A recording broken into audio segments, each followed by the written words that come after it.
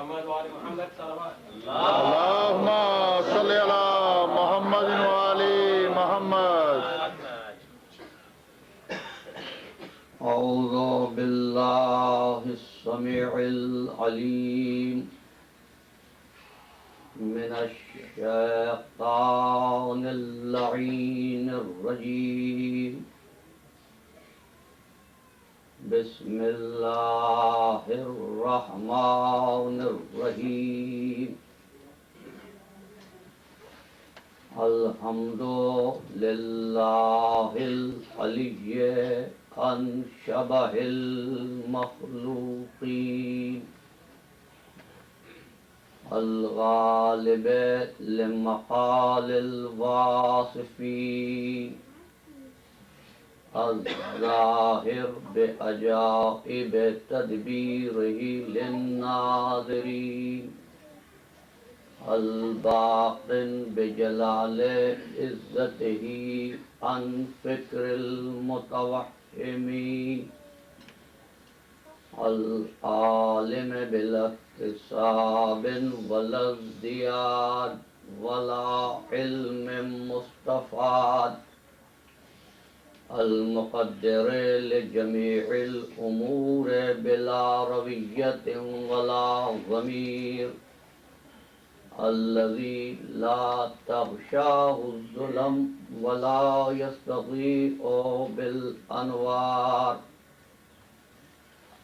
لا يرهقه ليل ولا يجري عليه النهار ليس إدراكه بالأبصار ولا علمه بالأخبار والصلاة والسلام على نبيه الأمي أرسله بالضياء وقدمه في الاصطفاء فرتق به المفاتح وصاور به المغالب ذلل به الصعوبة وسهل به الحزون حتى سرها الضلال عن يمين والشمال نور الأول مخلوق الأفضل أبي القاسم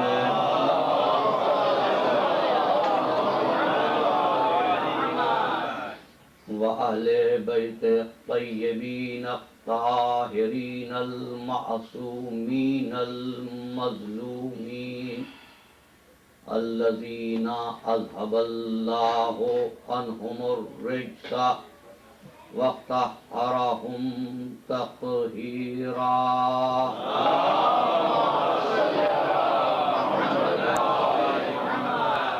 أما بعد فقد قال الله تبارك وتعالى في محكم كتابه المبين وهو أصدق الصادقين. بسم الله الرحمن الرحيم. إذا الشمس كورت وإذا النجوم انكدرت وإذا الجبال سيرت وإذا الإشار أقتلت وإذا الوحوش حشرت وإذا البحار سجرت وإذا النفوس زوجت وإذا الموءودة سئلت بأي ذنب قتلت. صلوات.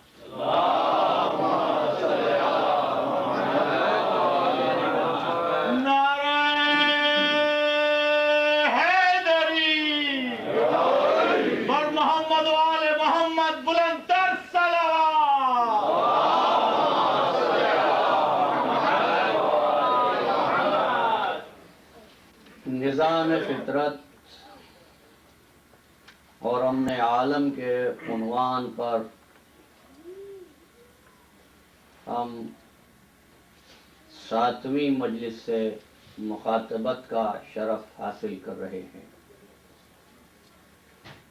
اور اس عنوان پر گفتگو کرتے ہوئے میری کوشش یہ ہے کہ میں آپ کی خدمت میں عمل اور عمل کی روح کا فرق واضح کروں،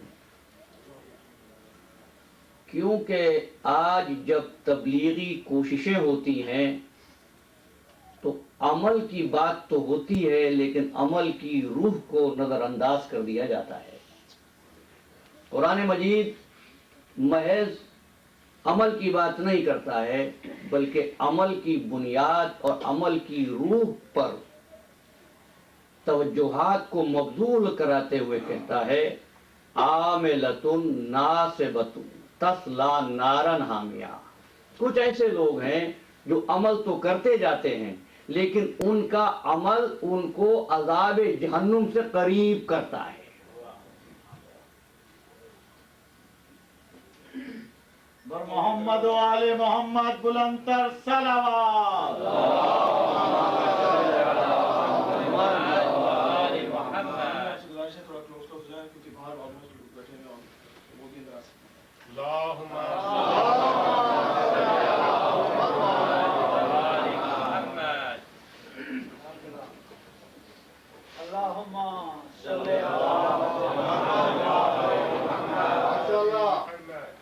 عزیزان گرامی، جس طرح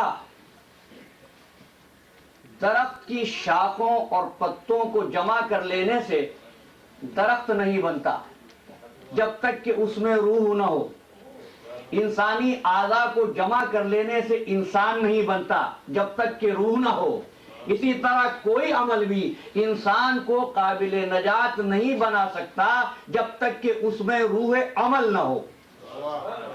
اس روح عمل کا نام ایمان ہے، اس ایمان کی بنیاد کلمہ توحید ہے۔ لا الہ الا اللہ، یہ گفتگو ہو رہی تھی وہ رحیم و کریم آقا جو سب کو عطا کرتا ہے۔ انتظام اس کا ایسا ہے کہ اس کی طرف سے ابراہیم کو بھی رزق ملتا ہے اور نمرود کے رزق میں کمی بھی نہیں ہوتی، اس کی طرف سے فرعون کو بھی رزق ملتا ہے اور موسیٰ کی پرورش بھی ہوتی ہے، وہ سب کو عطا کرتا ہے۔ ایسا رحیم و کریم آقا سب کو عطا کرتا ہے اور سب کی توجہات کو مبذول کرانے کے لیے اپنے بندوں سے مخاطبت کر کے بار بار ان کے فرائض یاد دلاتا ہے۔ دیتا رہتا ہے، عطا کرتا رہتا ہے، اس لیے کہ دینے کا دن اور ہے، حساب کا دن اور ہے۔ تو عزیزان گرامی، مرکزی نقطہ نظام فطرت کا وہ ذات باری جس کا اظہار آپ کلمہ طیبہ کی شکل میں کرتے ہیں، اور ایسی عظیم ذات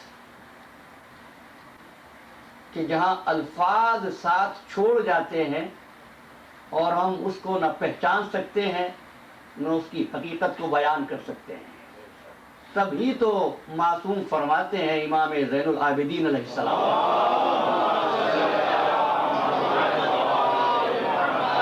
کہ پروردگار ہم سے تیرا حق عبادت ادا نہیں ہو سکتا، اس لیے کہ تجھ کو پہچاننے کا حق ایک مخلوق سے ممکن نہیں ہے۔ اس کی نسبت ایسی بلند، زمین اس کی خلق کی ہوئی، بندے اس کے خلق کیے ہوئے، زمین پہ جہاں چاہیں رہیں، جس طرح کا چاہیں مکان بنائیں۔ اب بندے مکان بناتے ہیں، جب آپ مکان خریدتے ہیں تو آپ مالک مکان ہوتے ہیں، آپ کے ملنے والے آپ کے گھر میں آتے ہیں، جو آپ سے ملنا چاہے وہ آپ کے گھر میں آتا ہے، لیکن آپ سے اجازت لے کر آتا ہے، بلا اجازت آپ کے گھر میں نہیں آ سکتا۔ عزیزان محترم، لیکن ایک مکان آپ بناتے ہیں، اس مکان کو آپ پروردگار عالم سے نسبت دے کر کہتے ہیں کہ ہم نے اس کو عبادت کے لیے مخصوص کر دیا ہے۔ اب اس کا نام بدل گیا، اب اس کا نام مکان نہیں ہے، اب اس کا نام مسجد ہے۔ پہلے آنے والا مالک مکان سے اجازت لے کر آ رہا تھا، لیکن اب آنے والا کسی سے اجازت لے کر نہیں آئے گا، لیکن ایک شرط ہو جائے گی اب کیونکہ ایمان کچھ حدود معین کرتا ہے. کیا شرط ہو جائے گی؟ اب آنے والا بغیر طاہر ہوئے اس گھر میں داخل نہیں ہو سکتا. عزیزان گرامی، پہلے اجازت لے کر آ رہا تھا، اگرچہ کہ مکان وہی ہے، لیکن اب بغیر طاہر ہوئے اس مکان میں داخل نہیں ہو سکتا. یہ طہارت شرط کیوں ہو گئی؟ طہارت شرط اس لیے ہو گئی کہ یہ مکان اب ایک ایسی عظیم ہستی کی طرف منسوب کر دیا گیا ہے کہ اب یہ مکان چاہتا ہے کہ آپ اس کا احترام کریں، آپ اس کی عزت کریں. مکان جو مسجد بنایا جاتا ہے، جو عمارت مسجد بنائی جاتی ہے، اس کو فرشتے نہیں بناتے ہیں، انسان ہی بناتے ہیں. اس کے لیے جو میٹیریل آپ استعمال کرتے ہیں وہ آسمان سے نازل نہیں ہوتا ہے، وہی میٹیریل ہوتا ہے جس کو آپ اپنے مکان کی تعمیر میں استعمال کرتے ہیں. میٹیریل وہی، بنانے والا وہی، لیکن جب اپنا مکان تھا مالک سے اجازت لے کر آئے، جب خالق کی طرف نسبت دے دی تو طاہر ہو کر آئیں گے تو پتا چلا اگر کوئی شے ہمارے ہی ہاتھوں سے بنی ہو، انہی مادی وسائل سے بنی ہو، اگر اس کو کسی بلند ہستی کی طرف نسبت دے دی جائے تو وہ چیز قابل احترام ہو جاتی ہے. یہی وجہ ہے اگرچہ یہ علم، یہ شبیہ ہیں، یہ تعزیے، یہ تابوت، یہ گہوارے کی یادیں ہم ہی نے بنائی ہیں، انہی مادی وسائل سے بنی ہیں، لیکن ان بلند ہستیوں کی طرف منسوب کر دی ہیں. ہستیاں بھی قابل احترام اور یہ شبیہیں بھی قابل احترام.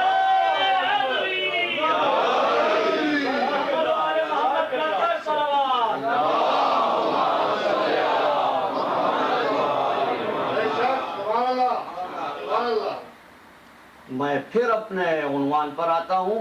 بنیاد کیا ہے؟ لا الہ الا اللہ. کیسا کریم آقا، ایک لمحے کے لیے بھی اس نے اپنی مخلوق کو بغیر ہدایت کے نہیں چھوڑا، اس لیے کہ ہدایت بنیادی ضرورت ہے. کہیں ایسا نہ ہو کہ لوگ قیامت کے دن یہ کہیں پروردگار ہم تو گمراہی کی طرف بلانے والے تو ہزاروں تھے، نیکی کی دعوت دینے والا کوئی نہ تھا. رسول مبشرین و منذرین، بھیجے خوشخبری دینے والے، ڈرانے والے. کیوں؟ تاکہ اللہ پر لوگوں کی حجت نہ ہو، بندوں پر اللہ کی حجت ہو. کہ بلانے والے تھے، اس نے پیغام ہدایت بھیجا، پیغام ہدایت دیا انبیاء کے ذریعے، اپنے برگزیدگان کے ذریعے. اس کی طرف سے آدم آئے، اس کی طرف سے نوح آئے.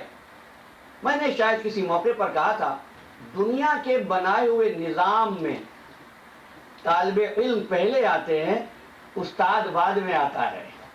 قدرت کا نظام یہ ہے کہ استاد پہلے آتا ہے، طالب علم بعد میں. یہی وجہ ہے کہ آدمیوں سے پہلے اس نے آدم کو روشنی علم دے کر مبعوث کیا، تاکہ کوئی بندہ شکایت نہ کر سکے پروردگار مجھ کو نیکی کی خبر دینے والا کوئی نہ تھا. لیکن عزیزان گرامی، کیا آدم کوئی کتاب لے کر آئے؟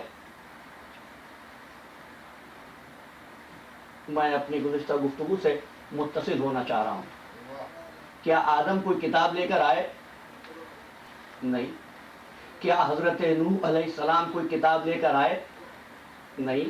حضرت سلیمان علیہ السلام کوئی کتاب لے کر آئے؟ نہیں. پہلی کتاب کون سی ہے؟ الہامی کتابوں میں جو نام آپ سب کو معلوم ہے، توریت جو حضرت موسیٰ علیہ السلام لے کر آئے، زبور جو حضرت داؤد علیہ السلام لے کر آئے، انجیل جو حضرت عیسیٰ علیہ السلام لے کر آئے.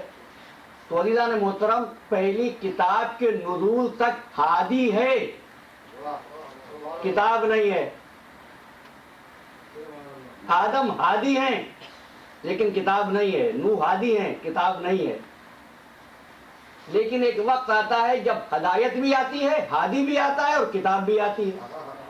لیکن اس کائنات پر ایک ایسا وقت گزرا ہے جس وقت ہادی تھا اور کتاب نہیں تھی.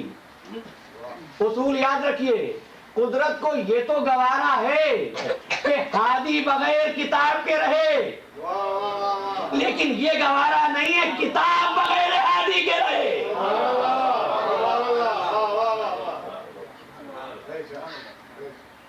عزیزان محترم، آ گئی آخری کتاب قرآن مجید کیوں آئی؟ یہدیٰ للتی ہے اقوام، تاکہ اس راہ کا تعین کر دے جو سب سے زیادہ قائم ہونے والی راہ ہے اقوام، لوگوں کے اختلافات کو دور کر دے۔ اور ارشاد ہوا کہ ہم نے اس قرآن مجید کو میں ہر شے کا تبیان پیش کر دیا ہے۔ فرق یاد رکھیے گا، بیان اور تبیان میں فرق یہ ہے، بیان کسی مسئلے کے بیان کر دینے کو کہتے ہیں، تبیان کسی چیز کے واضح طور پر بیان کر دینے کو کہتے ہیں۔ قرآن نے ہر مسئلے کا تبیان پیش کر دیا اور پھر دعویٰ کر دیا لا رطب ولا یابس الا فی کتاب مبین، کوئی خشک و تر ایسا نہیں جو اس قرآن میں نہ ہو۔ ما من غائبات فی السماء والارض، کوئی زمین و آسمان کا غائب ایسا نہیں جو اس قرآن میں نہ ہو۔ بسم اللہ سے والناس تک اس قرآن میں، جس میں 114 سورے ہیں، اللہ نے ہر خشک و تر کو پیش کر دیا ہے۔ لیکن اگر میں آپ سے یہ کہوں کہ اسی قرآن مجید سے مجھے زکوٰۃ کا نصاب بتائیے، تو آپ نہیں دکھا سکتے۔ نماز کی تفصیلات بتائیے، یہ قرآن تفصیلات نہیں بتا سکتا۔ دیکھیے فطرت کے نظام میں یہ بڑے عجیب نکتے ہیں۔ پہلا نکتہ یہ ہے کہ انسان اشرف المخلوقات ہے، باقی تمام مخلوقات اس کے لیے ہیں، لیکن دوسرے تمام جانوروں کے بچے پیدا ہوتے ہی اپنا کام کرنے لگتے ہیں۔ مچھلی کا بچہ پیدا ہوتے ہی تیرنے لگتا ہے، مرغی کا بچہ پیدا ہوتے ہی چونچ مار کر اپنا رزق تلاش کرنے لگتا ہے، انڈے سے نکلا رزق کی فکر۔ لیکن انسان جو اشرف المخلوقات ہے، اس کا بچہ اس قابل بھی نہیں ہوتا۔ فرمایا کہ ہم نے انسان میں اپنی کائنات کا پورا نقشہ رکھ دیا۔ اب پھر اپنے مدعا کی طرف آتا ہوں۔ قرآن مجید جس کے لیے قدرت نے دعویٰ کیا کہ اس میں ہر خشک و تر، لیکن پروردگار اس سے تو نماز کی تفصیل بھی ہم کو معلوم نہیں ہوتی۔ اگر ہم قرآن مجید سے نماز کو سمجھنے بیٹھیں عزیزان گرامی، تو ہم کو یہ معلوم ہوگا رکوع ہے، رکوع اللہ کی عبادت، سجود اللہ کی عبادت، قیام و قعود اللہ کی عبادت، لیکن پہلے قیام ہو یا پہلے سجود ہو، یہ تفصیل ہم کو کتاب خدا تو نہیں بتا رہی۔ لیکن قرآن کا دعویٰ ہے لا رطب ولا یابس الا فی کتاب مبین۔ یہ مسئلہ کیسے حل ہو؟ عزیزان گرامی، میں سمجھتا ہوں، میرا ایمان ہے، یہ ایک ناقابل انکار حقیقت ہے، اس کائنات میں مشکلوں کے حل کرنے والی یا ذات محمد کی ہے یا آل محمد کی ہے۔ محمد و آل محمد بلندر صلوات۔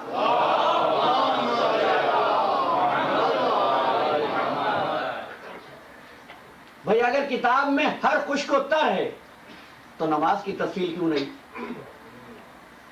اگر ہر خشک و تر ہے تو اس میں زکوٰۃ کا نصاب کیوں نہیں؟ کتاب خدا مکمل ہے، ہمارا ایمان۔ عزیزان محترم، بس یہی وجہ تھی، میں اپنی گزشتہ گفتگو سے متصل ہو گیا، یہی وجہ تھی کہ سرکار ختم مرتبت نے جاتے ہوئے اپنے کلام کو کتاب اللہ پہ نہیں روکا۔ انی تارکون فیکم الثقلین، میں نے گزشتہ تقریر کو یہیں پر چھوڑا تھا، میں تمہارے درمیان دو گراں قدر چیزیں چھوڑے جا رہا ہوں، ایک اللہ کی کتاب اور دوسرے میری اطرت، میرے اہل بیت۔ ما ان تمسکتم بہما، اگر ان سے متمسک رہو گے تو گمراہ نہیں ہوگے۔ انی تارکن فیکم الثقلین، قرآن ثقل کے ساتھ، وزن کے ساتھ، گرانی کے ساتھ، اہل بیت بھی ثقل، دونوں جمع ہوئے، تثنیہ کا صیغہ ہے، ثقلین، دونوں بھاری، اور دونوں چیزیں رسول نے چھوڑی ہیں۔ کیا کروں تاریخ اسلامی کے اوراق کو، لیکن کہے بغیر نہیں رہ سکتا۔ اگر رسول نے کتاب چھوڑی تو تم نے کیا جمع کیا؟ اگر تم نے جمع کیا تو اللہ کے رسول نے کیا چھوڑا؟ انی تارک فیکم الثقلین کتاب اللہ و عترتی اہل بیتی۔ اور کیسی گرانی ہے قرآن میں، یہاں تک کل میں وقت کی کمی کی وجہ سے نہیں پہنچ سکا تھا۔ کیسی گرانی ہے قرآن میں؟ ارشاد ہوا سورہ حشر کی آیت ہے وَلَوْ أَنزَلْنَا هَذَا الْقُرْآنَ عَلَى الْجَبَلِ لَرَأَيْتَهُ خَاشِعًا مُتَصَدِّعًا مِّنْ خَشْيَةِ اللَّهِ۔ اگر ہم اس کتاب کو پہاڑ پر نازل کرتے تو پہاڑ خوف الہی سے ریزہ ریزہ ہو جاتا، ٹکڑے ٹکڑے ہو جاتا، کھٹ جاتا، ختم ہو جاتا، برباد ہو جاتا۔ دیکھیے نظام فطرت میں اس پر بھی غور کیجیے، کیسی مماثلت ہے نور الہی میں اور کتاب الہی میں۔ جب موسیٰ نے خواہش کی پروردگار تجھ کو دیکھنا چاہتا ہوں، قال رب ارنی انظر الیک، پروردگار مجھ کو دکھا دے، میں تیری طرف دیکھنا چاہتا ہوں۔ قال لن ترانی، سورہ اعراف آیت کا نشان 141۔ قال لن ترانی، تم ہرگز ہرگز نہیں دیکھ سکتے۔ پھر فرمایا فانظر الی الجبل، اس پہاڑ کی طرف نگاہ کرو، فإن استقر مکانہ، اگر یہ پہاڑ اپنی جگہ پر کھڑا رہا، فسوف ترانی، ان قریب تم بھی دیکھو گے۔ فلما تجلی ربہ للجبل جعلہ دکا، اور جب اس کے پروردگار نے پہاڑ پر اپنا جلوہ دکھایا، کیا ہوا؟ جعلہ دکا، پہاڑ چکنا چور ہو گیا۔ خرا موسیٰ صاعقہ، اور بجلی نے ان لوگوں کو آ کر گھیر لیا جو اللہ کو دیکھنے آئے تھے، بے ہوش ہو گئے۔ فلما افاق، جب ہوش آیا تو کہنے لگے قال سبحانک تبت الیک وانا اول المؤمنین، میں تیری ذات بابرکت ہے، بزرگ ہے، تبت الیک، میں تیری طرف رجوع کرتا ہوں اور عدم رویت پر ایمان لاتا ہوں۔ دیکھیے نا، اگر نور الہی پہاڑ پر آیا تو پہاڑ چکنا چور ہو گیا، اگر کتاب پہاڑ پر آتی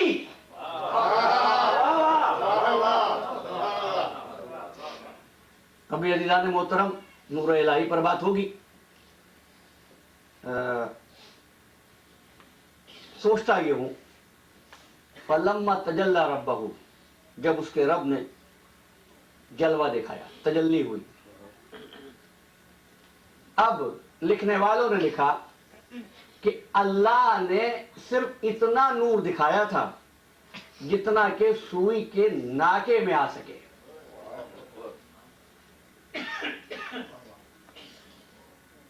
جب اتنے سے نور کو پہاڑ جیسا طویل الجثہ جسم برداشت نہ کر سکا تو اگر جلوہ قدرت کہیں ہو جائے۔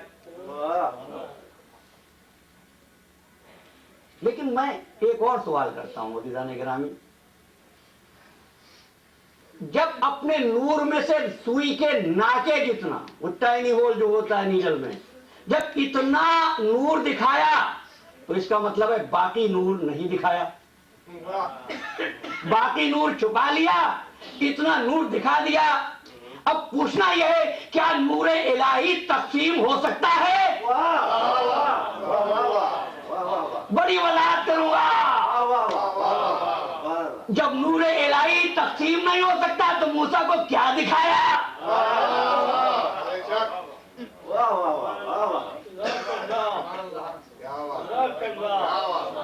لیکن کم از کم آج کی گفتگو میں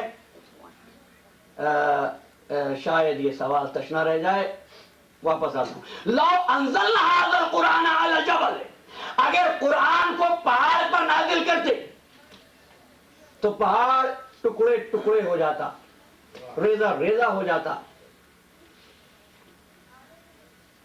خاشعا متصدعا من خشیت اللہ۔ آج جو قرآن مجید آپ کے پاس ہے، آپ اس کی 50,000 جلدیں پہاڑ پہ جا کے رکھیے، کیا پہاڑ ریزہ ریزہ ہو جائے گا؟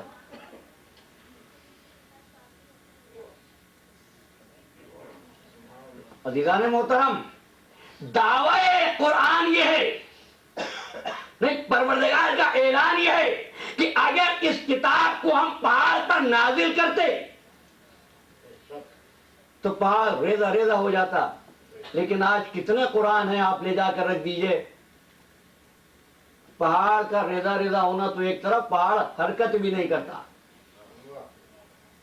دعوی خالق غلط نہیں ہو سکتا، تو ڈھونڈو، سوچو، تلاش کرو، آخر وہ کتاب، وہ قرآن کہاں ہے جس سے پہاڑ ریزہ ریزہ ہو جائے. گفتگو کو یہی روک کر ایک سوال کرتا ہوں، الہامی کتابیں کتنی ہیں؟ چار الہامی کتابیں. سورہ حدید، لقد ارسلنا رسلنا بالبینات، ہم نے رسول بھیجے روشن نشانیوں کے ساتھ. وَأَنزَلْنَا مَعَهُمُ الْكِتَابَ وَالْمِيزَانَ، اور ہر رسول کے ساتھ ایک کتاب بھیجی. کتاب بھیجی نہیں، والمیزان، اور ایک ترازو بھیجا. کتاب بھی اور ترازو بھی. کیوں؟ لِيَقُومَ النَّاسُ بِالْقِسْطِ، تاکہ وہ لوگوں میں انصاف کو قائم کر دیں. لِيَقُومَ النَّاسُ بِالْقِسْطِ، لقد ارسلنا رسلنا بالبینات وانزلنا معهم الکتاب والمیزان. کیا آیا رسول کے ساتھ؟ ایک کتاب ایک میزان، ایک کتاب ایک میزان. رسول کتنے ہیں؟ 1,24,000. قرآن مجید کے دعوے کے مطابق کتابیں کتنی ہونی چاہیے؟ 1,24,000. میں کہتا ہوں 24 کتابوں کے نام تو بتاؤ. کیوں بھیجی؟ تاکہ لوگوں میں انصاف قائم ہو جائے، لوگوں میں عدل قائم ہو جائے. کتاب اکیلی کافی ہوتی تو پروردگار میزان نہ بھیجتا. میزان بھی بھیجا، یعنی کتاب بھی بنی نوع انسان کے لیے ہدایت، اور میزان بھی بنی نوع انسان کے لیے ہدایت. اور جب مفسروں نے بات کی میزان پر، مبلغوں نے بات کی، تو کہا اسلام حکم دیتا ہے پورا تولو.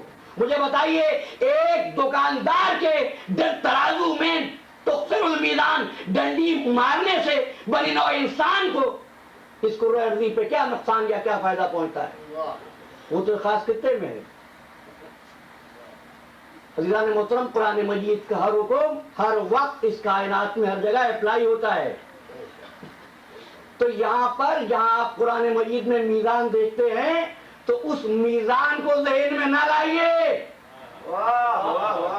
اب یہاں تو دکانیں نہیں ہیں اس نوعیت کی، بزرگ جانتے ہیں کہ جس پر دال اور چاول تولا جاتا ہے. نہیں عزیزو، یہ میزان بہت وسیع ہے. ارے میزان جو معاشرے کے امن پر اثر ڈالے، وہ میزان ہے حق اور باطل کی میزان. کسی بھی طور پر ترازو میں ڈنڈی نہ مارنا. ارے جو حق ہو اس کو حق کہنا، جو باطل ہو اس کو باطل کہنا.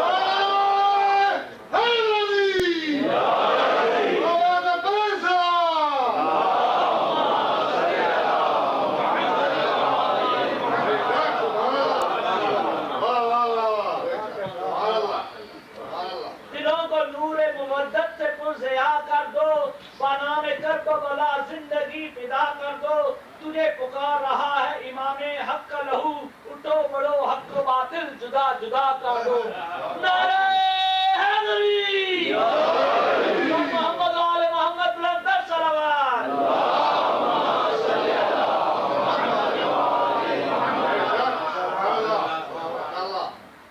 لقد ارسلنا رسلنا بالبینات.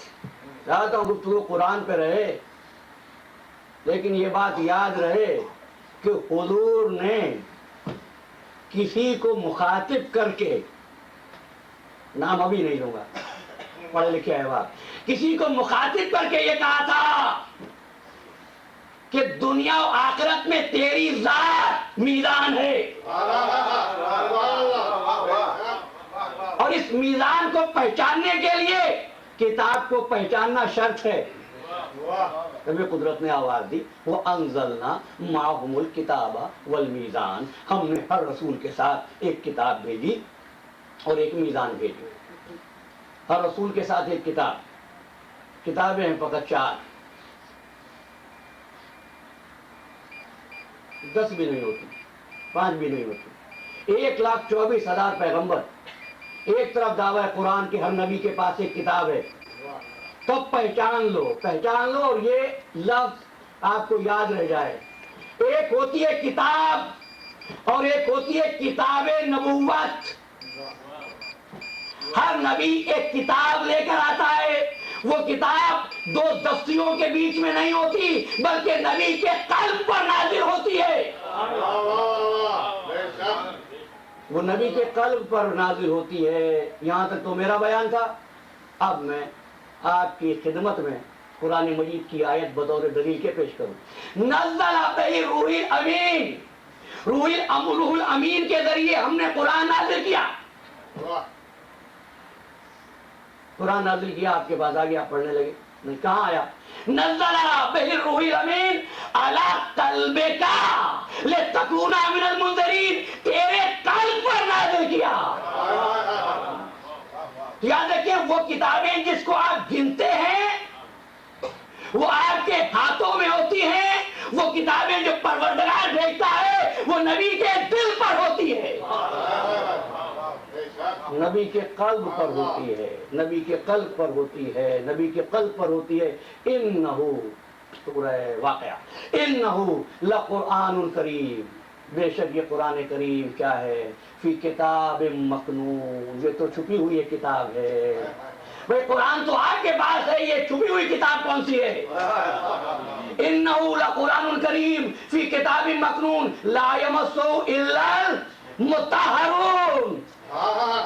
جو قرآن آپ کے پاس ہے اس کو تو سب چھو سکتے ہیں، سب پڑھ سکتے ہیں، سب اٹھا سکتے ہیں، چاہے حق کے اعلان کے لیے اٹھائیں چاہے جھوٹی قسم کھانے کے لیے اٹھائیں. لیکن وہ قرآن جو کتاب مکنون میں ہے لا یمسہ الا المطہرون، اس کو پاک کیے ہوئے لوگوں کے علاوہ اور کوئی چھو نہیں سکتا. یہ پاک کیے ہوئے لوگ کون ہیں؟ وہ نہیں جن کو تم پاک کرو، نہیں، وہ جن کو ہم پاک کریں. انما یرید اللہ لیذھب عنکم الرجس اہل البیت ویطہرکم تطہیرا.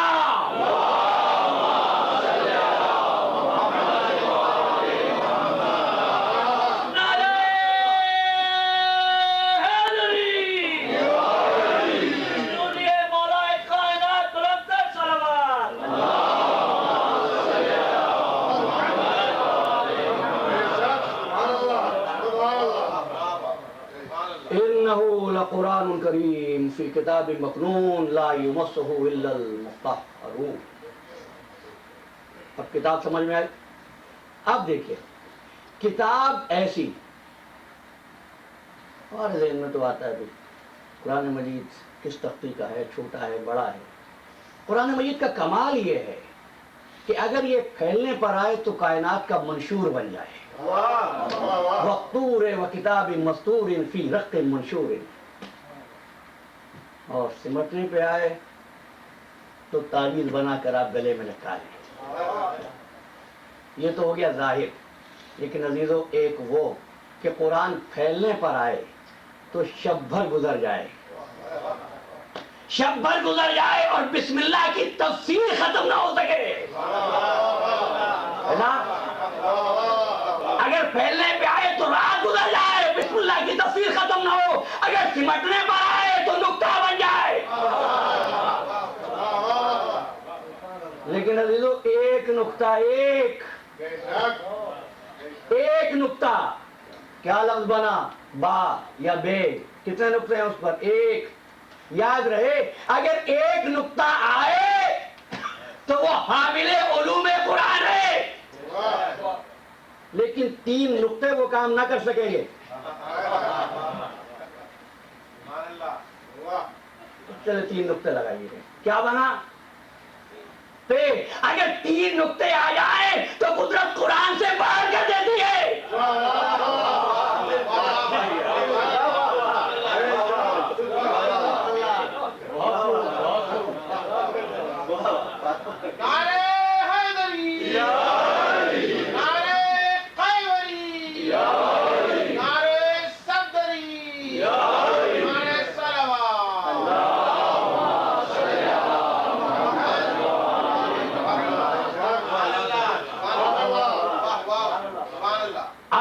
नुक्ता तो तहतलबा, ये कुरान है। अब अगर ये कुरान, फिर वापस आए अपने मौजू पर, अगर पहाड़ पे आता तो पहाड़ रेला रेला हो जाता, लेकिन पहाड़ कल्बे मोहम्मद पर आया तो देखो कल्बे मोहम्मद कितना वजनी है। भाई पहाड़ का वजन कम है और कल्बे मोहम्मद का वजन ज्यादा है। जिस बार को पहाड़ ना उठा सका उसको मोहम्मद अरबी ने उठा लिया। तो मोहम्मद अरबी कितना ताकत वाला है। जिसको पहाड़ ना उठा सके उसको मोहम्मद अरबी ने उठा लिया। और ये वो कैसा अलीम होगा जिसने मोहम्मद अरबी को आगोश में उठा लिया।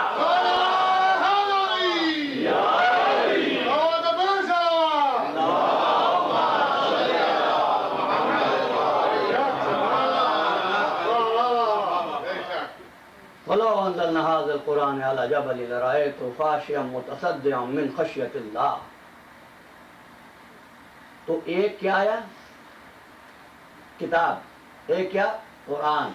कुरान किरात से है जो आप और हम पढ़ते हैं, ये है कुरान।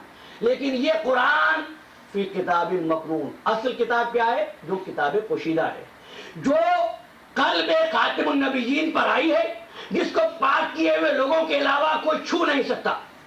अगर वो किताब पोशीदा है तो ये कुरान जो हम पढ़ते हैं ये क्या है, ये क्या है अज़ीज़ान मोहतरम, ये असल किताब की शबी है। आज मुहर्रम की 5वीं है, ये असल किताब की नकल है। असल तो नहीं है ना, असल तो वो है जिसका कुरान ने जिक्र किया, ये उस किताब की नकल है। अच्छा अज़ीज़ान गिरामी, इस किताब को हमारा ही कातिब लिखता है, दुनिया की रोशनाई से लिखता है, दुनिया की इंक से लिखता है, दुनिया के कागज पर लिखता है। हमारे प्रेस की मशीनों में ये किताब छपती है।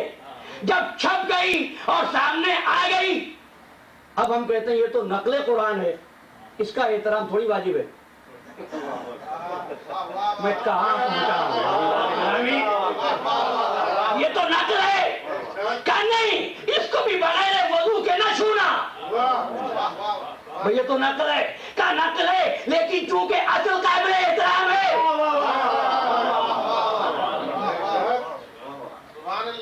नहीं, इसको बगैर वजू के न छूना, इसको बगैर ताहिर किए हुए न पढ़ना, इसको बगैर ताहिर किए हुए हाथ भी ना लगाना, इसके हुरूफ को आंखों से लगाना। कहीं पढ़ा जा रहा हो वाइला कुरान फस्तमिउ लहू वांसितू, कहीं पढ़ा जा रहा हो तो खामोशी से सुनना। क्या असल नहीं, ये उस कुरान की शबी है।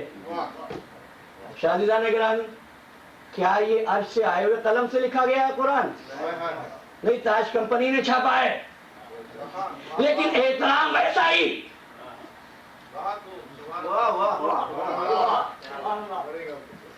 इसलिए अज़ीज़ान गिरामी, लेकिन हिंदुस्तान के रहने वाले अहबाब बखूबी जानते हैं कि एक शख्स था, वह नवील किशोर, इसका मशहूर प्रेस था। जिस तरीके से पाकिस्तान में अब ताज कंपनी मारूफ है, इस तरीके से हिंदुस्तान के रहने वालों के लिए नवील किशोर का प्रेस मशहूर है। और नवील किशोर ने इतने कुरान मजीद छापे थे तो लोगों को ये गुमान होने लगा नवील किशोर या तो कोई मुल्क है या कोई शहर है। लेकिन ये किसी के जहन में भी नहीं आया कि नवील किशोर मुसलमान भी नहीं है, हिंदू था। और कहते हैं जब एक हुक्मरान दौरे पर आया मुसलमान, तो नवील किशोर बहरहाल मुतमव्विल था, वीआईपी हजरात में था, तो मिलने के लिए गया तो वहाँ खाना आ गया। उन्होंने कहा ये खाना खाइए। उन्होंने कहा भाई आप खाइए, मैं खाना नहीं खा सकता। हुक्मरान मुसलमान था, मुसलमान का खाना बगैर गोश्त के तो नहीं होता। हिंदू था जो गोश्त नहीं खाता, उसने हुजूर आप खाना खाइए, हम खाना नहीं खाते, खाना खाते हैं मगर ये खाना नहीं खाते। क्या क्यों नहीं खाते? कहा नहीं, लेकिन आप खाइए। जब इसरार किया तो नवील किशोर ने हाथ जोड़कर कहा, भाई तारीख इस्लामी पढ़ने वाले अहबाब मुझे सुनो।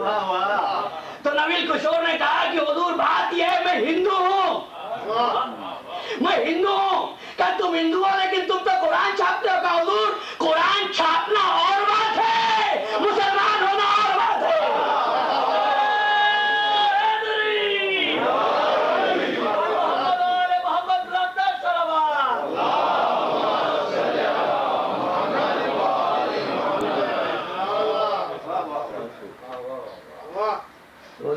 گرامی، قرآن خواہ وہ ہمارے اس دنیا کی روشنائی سے لکھا جائے، دنیا کے کاغذ پر لکھا جائے، دنیا کا کاتب اس کو لکھے، دنیا کا پریس اس کو چھاپے، لیکن پھر بھی قرآن قابل احترام۔ اچھا، ایک قرآن تو یہ ہے، ایک قرآن وہ جس کی آیات حضور کے دوشے مبارک پر ہیں۔ لا الہ الا اللہ محمد رسول اللہ نصر من اللہ، یہ حضور کے دوشے مبارک پر تھا۔ کیا تھا یہ؟ مہر نبوت۔ تو وہ قرآن تو آپ نے لکھا، وہ قرآن جو دوش نبوت پر تھا اس کا کاتب کون ہے؟ اس کا کاتب قلم قدرت ہے، اس کا قلم عرش کا قلم ہے، ہر چیز وہاں نورانی ہے۔ عزیزو، یہ نقل قرآن بھی اس امر کی اجازت نہیں دیتی کہ تم اس کے ساتھ بے احترامی کرو، اور وہ قرآن جو جسد نبوت پر، کاغذ پر نہیں، جسد نبوت پر قلم نور نے لکھا، اگر رسول کسی کو کہے اپنے قدم لے گیا تو اس پر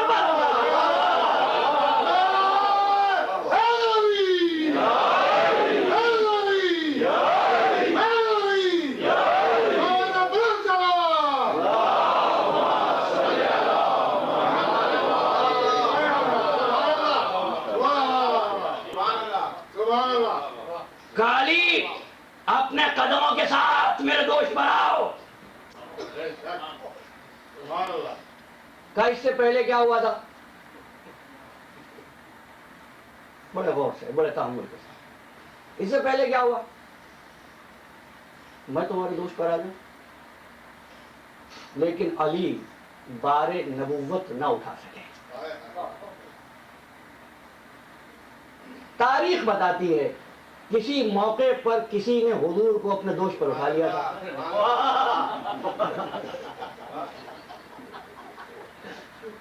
انہوں نے کہا دیکھیے صاحب، علی تو نبوت کا وزن نہ اٹھا سکے، دوسرے صاحب نے اٹھا لی، افضل کون ہے؟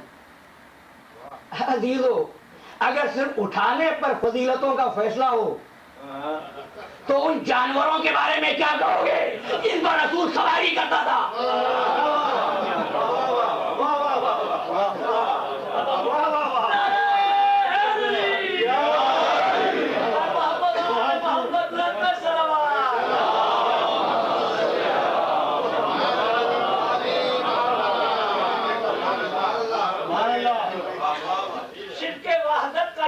شور مچانے والے، ذکر مظلوم کو بھی کفر بتانے والے، یوں نہ روکے تو کھلے پردے بہت دور تلک ہے، سمجھدار بہت میا کے گھرانے والے، نعرہ حیدری۔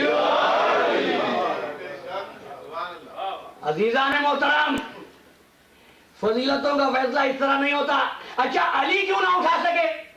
تو یاد رکھیے گا، گرانی کو، ثقلین سے میں نے بات شروع کی تھی، گرانی کو وہی محسوس کرتا ہے جہاں پر خصوصیات مشترک ہوں۔ بھئی میں کہتا ہوں سورج نکلا ہوا ہو، آپ ہاتھ لے جائیے سورج کے سامنے، لے جا سکتے ہیں جی؟ اچھا، سورج نکلا ہوا ہو، اپنا پیر سورج کی روشنی میں رکھ دیجئے، سورج کے سامنے رکھ سکتے ہیں جی؟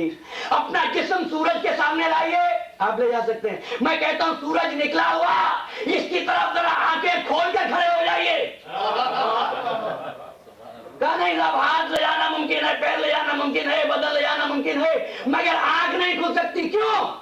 اس لیے کہ سورج میں بھی نور ہے، آنکھ میں بھی نور ہے۔ بہر نبوت وہی محسوس کرے گا جہاں پہ نور مشترک ہو۔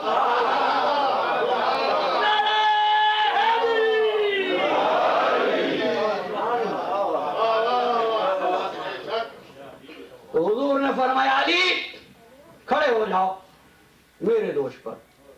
علی بلند ہو گئے، علی بلند ہو گئے۔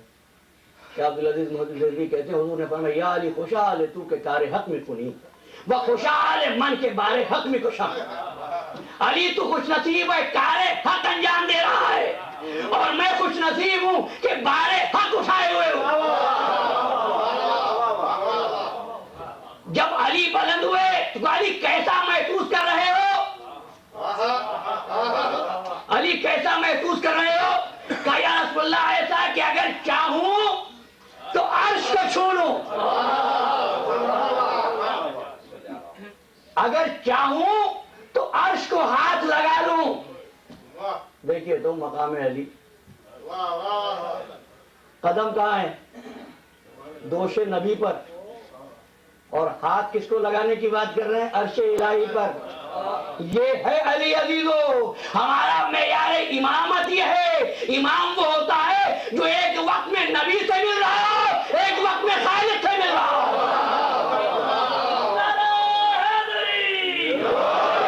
چمن چمن گلی گلی، چمن چمن گلی گلی، کچا کچا گلی گلی، نعرہ حیدری، نوری مولا کائنات بلندر صلوات۔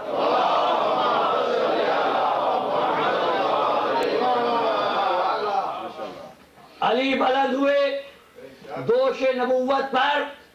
امام شافعی علیہ الرحمہ نے ایک بڑی پیاری بات کہی، لکھا علی واضع اقدامہ فی محل وضع اللہ یدہ۔ کیا کہتے ہیں؟ بت شکنی کے وقت علی کے قدم اس مقام پر تھے جہاں پر شب معراج قدرت کا ہاتھ تھا۔ میں کہوں گا امام جعفری بڑا احسان کیا۔ کیا کہتے ہیں کہ علی کے قدم اس مقام پر جہاں معراج کی رات پروردگار کا ہاتھ تھا۔ تو دیکھو علی کی منزلت کیا ہے، لیکن پہچانو کہ یہ علی ہے، معراج کی رات میں گیا تو اللہ کا ہاتھ بن گیا، وہ شکنی کے وقت قدم بن گیا۔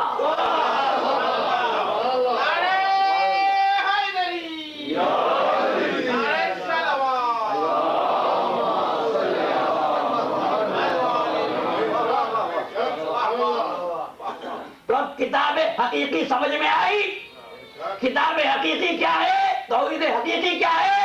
قرآن نے کہا وَلَوْ أَنَّا قُرْآنًا سُيِّرَتْ بِهِ الْجِبَالُ وَقُطِّعَتْ بِهِ الْأَرْضُ وَكُلَّمَا بِهِ الْمَوْتَى بَلِ اللَّهُ الْأَمْرُ جَمِيعًا۔ یہ قرآن اگر پہاڑ پر رکھا جائے تو پہاڑ چلنے لگے، زمین پر رکھا جائے زمین شق ہو جائے، کلما بہی الموتى مردوں پر پڑا جائے مردے بولنے لگے، بل اللہ الامر جميعا، ہر امر خدائی اس قرآن کے ساتھ سر انجام پا جائے۔ ارے انتقال پر، حادثات پر، اموات پر قرآن مجید پڑھا جاتا ہے، کوئی مردہ زندہ نہیں ہوتا۔ قرآن کہتا ہے کلما بہی الموتى، مردے بولنے لگے، پہاڑ چلنے لگے، زمین شق ہو جائے۔ تو عزیزو اگر کہیں پر تم کو زمینیں طے ہوتی ہوئی نظر آئے، دیواریں پھٹتی نظر آئے، سیرت بہی الجبال، پہاڑ چلنے لگے، موبائلے میں یہی تو کہا تھا نصارہ نے، ایسے چہروں کو دیکھ رہا ہو۔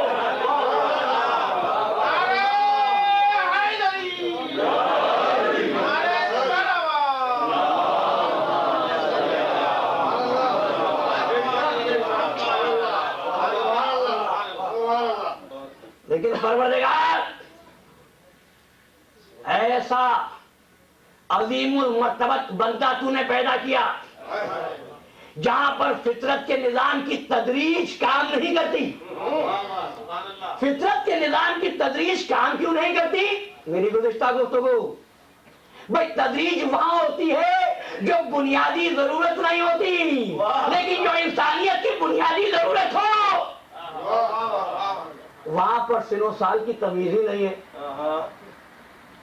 یہ نہیں کہ ایک بچہ کہے، جب حضور نے نہیں فرمایا کہ 10 سال کا بچہ ایک وعدہ کر رہا ہے، معلوم نہیں پورا کرے یا نہ کرے، لیکن جب رسول نے سن و سال نہیں دیکھا، جب رسول نے سن و سال نہیں دیکھا اور جب بہت بات ہوئی تو کہا یہ دیکھیے یہ واقعہ تاریخ الخلفاء میں، تاریخ یعقوبی میں، تاریخ بغدادی میں اور فخرالدین رازی نے اس واقعے کو لکھا۔ انہوں نے کہا یہ سب کچھ ظاہر تھا کہ علی انسانیت کی ضرورت ہے، علی امن عالم کی ضمانت ہے، لیکن مشکل یہ تھی کہ علی اس وقت سن و سال میں دوسروں سے چھوٹے تھے.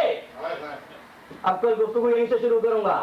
میں کہتا ہوں جس کے بچپن پر رسول نے اعتبار کیا, اللہ نے اعتبار کیا, اور اس کی تو شان ہی یہ ہے.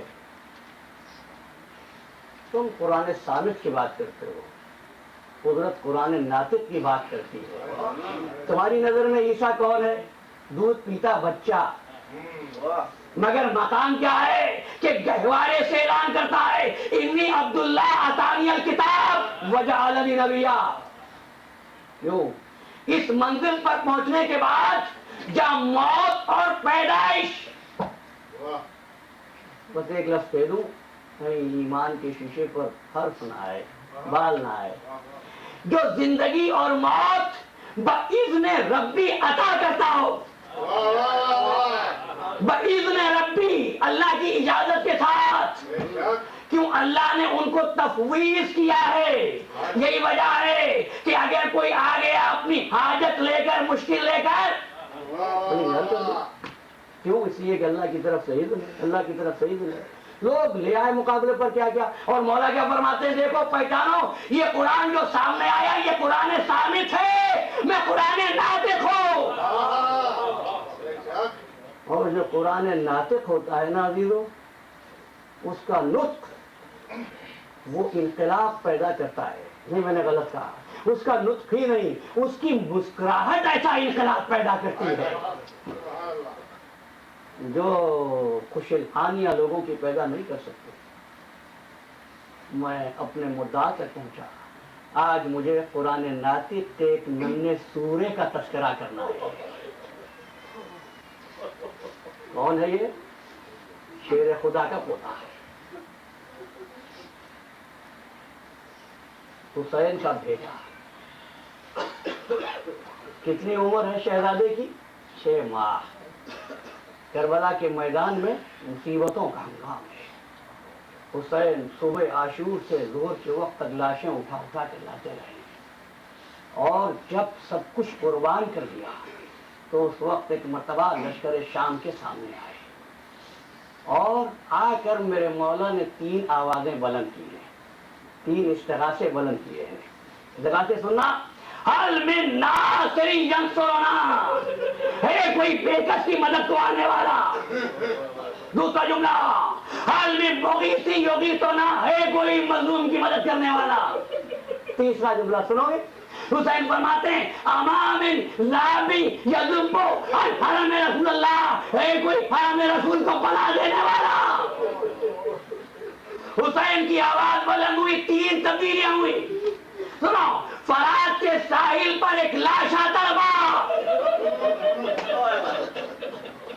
فرات کے ساحل پر ایک لاشا تڑپا, اور سید سجاد عصا لیے ہوئے خیمے سے نکلے. حسین نے آواز دی, زینب سجاد کو روکو, بیٹا تم خیمے میں جاؤ. اور تیسری بات, خیموں میں بیویوں اور بچوں میں ماتم وبا ہوا. بیویوں سے شبیر کی تنہائی نہ دیکھی گئی, شبیر کی تنہائی نہ دیکھی گئی. حسین ایک مرتبہ خیمے میں آئے, آ کر تسلی دینے لگے, مگر تم ہی بتاؤ کیسے تسلی ہو جن کے سامنے پورا گھر لٹ گیا ہو, اور اب والی کی یہ کہتی ہے. ایسے میں بیویوں کی طرف دیکھتے ہوئے ایک مرتبہ گہوارہ علی اصغر کی طرف دیکھا. جملہ سنا گے, فرمانے لگے یا اختی زینب اوتینی ولد صغیر فاودعہ, لاؤ میرا بچہ مجھ کو دے دو, میں علی اصغر کو آخری مرتبہ پیار کروں. ایک مرتبہ علی اصغر کو گود میں لیا, پیشانی چومنے لگے, خشک ہونٹ چومنے لگے. ام رباب رو رہی ہیں. ام رباب تم کیوں روتی ہو؟ ام رباب ہاتھ جوڑ کے کہتی ہے, سید و سردار, قیامت کے دن آپ کی والدہ کی خدمت میں سب جائیں گے افتخار سے, میرا بچہ کتنا چھوٹا ہے. گھٹنیوں چلنے کے قابل ہوتا. ایسے میں ثانیہ زہرا نے فرمایا ریاض النظرہ کی روایت کہ علی اصغر اتنا پیاسا ہے بھیا اگر تھوڑا سا پانی کا انتظام ہو جاتا تو ایک مرتبہ فرمانے لگے میرا باپ اگر اجازت ہو تو میں تیرے بچے کو پانی پلا لاؤں. دیکھیے اس لفظ اجازت کے مفہوم کو اگر مس انٹرپریٹ نہ کیا جائے لیکن سوچو تو وہ ماں جس نے صبح سے اب تک لاشیں ہی دیکھے لیکن میرا باپ کہتی ہے سید و سردار آپ کا حکم. میرے سلام کو پر بچے کو پانی پلانے لے جا رہے ہیں مگر مولا میرا بیٹا چھوٹا ہے تو کیا ہوا حیدر کرار کا پوتا ہے ذرا تھوڑی دیر کے لیے میرا بچہ مجھے دو. ایک مرتبہ گود میں لیا اور تھوڑی دیر میں کچھ ساعتوں میں واپس لائی بیوی. اور کس طرح لائی تھی بیوی؟ اس طرح کرتا پہنا دیا تھا.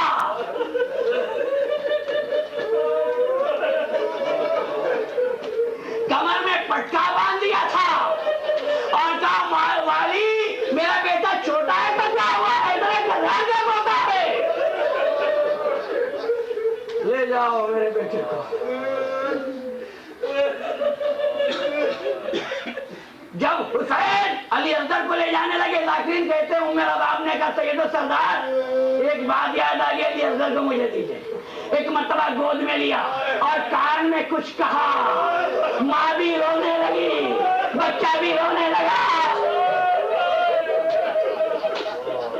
ذاکرین کہتے ہیں میرا باپ نے کہا تھا بیٹے جب دادی کی خدمت پہ جانا تو میرا سلام کہنا اور دیکھنا کوثر پہ پہنچ کے اپنے بابا سے پہلے پانی نہ پینا اور بیٹے جب تیر لگے تو رونا نہیں ہنس دینا.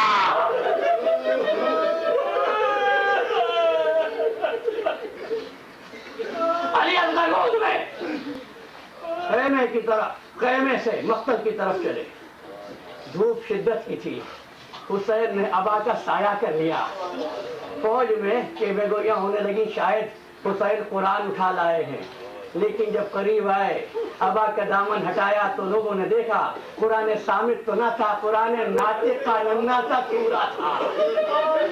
فرمانے لگے یا قوم قد قتلتم شیعتی واہل بیتی.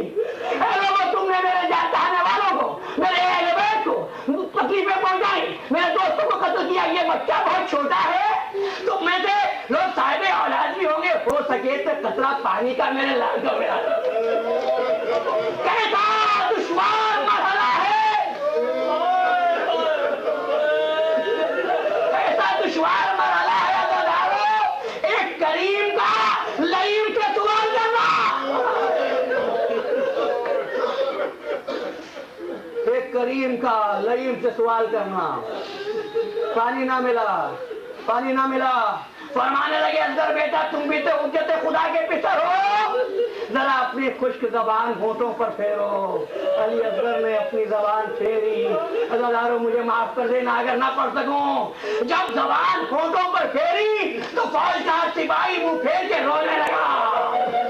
عمر سعد نے کہا ارملا اتنا کلام حسین کا کلام قطع کر دے. ارملا نے تیر کو کمان پہ ٹرایا.